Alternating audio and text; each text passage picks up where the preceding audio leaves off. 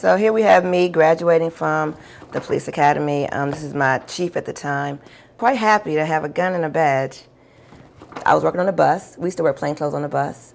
And that's me, was a general manager. I just made sergeant. I remember being the only African-American female in that group of promotees. I remember the levels of competitiveness and the gratification that I was able to compete at that level and excel. My name is Tracy Simmons, and I am a retired deputy chief of the Metro Transit Police Department.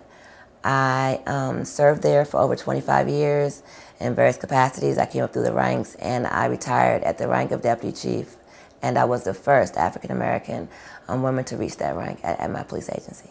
It was very intimidating for a young woman, especially a young black woman. I was in a highly, Anglo workplace with majority male, and it was challenging.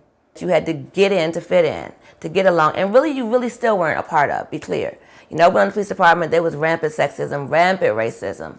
There were remarks made in roll calls that, I wouldn't dare repeat. And as I was there, because I was there, I got to be a voice for things that needed to change and be different. Police. There'll be a certain segment of racism because we come from those same communities. Police officers come from those same communities, and they bring along with them their belief systems, their worldviews, and their cultural experiences. I think it's just come to a head. I think there's a lot of things that we get to see now because of technology that has occurred for many, many years, and that now it's kind of in our face.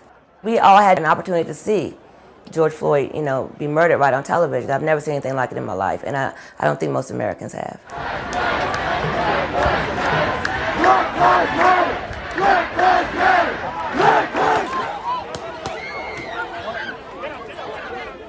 I think that our country is in a breakdown, and I think that around police brutality and law enforcement, I would tell the protesters that I support them wholeheartedly.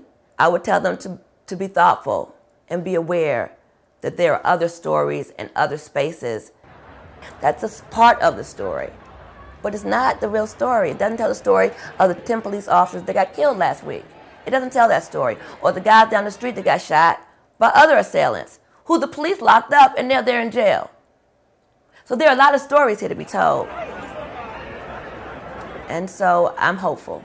I do think that there are definite ways that we can begin to change the culture, and we get to just, retire out those that want to hold on to the old ways. It's not like it's changing, and those that aren't ready to change need to move on. They need to go. Not only that, but he can mend your brokenness. Because he changed not only this country, not only the United States, he changed the world. George Floyd changed the world. We get to say what legacy George Floyd's death has on us as a people. As long as people feel like isn't just going to die out like all the rest of them, because those 4 officers will go to jail for a very long time. But it doesn't mean I feel super safe about my son driving at night. It just doesn't.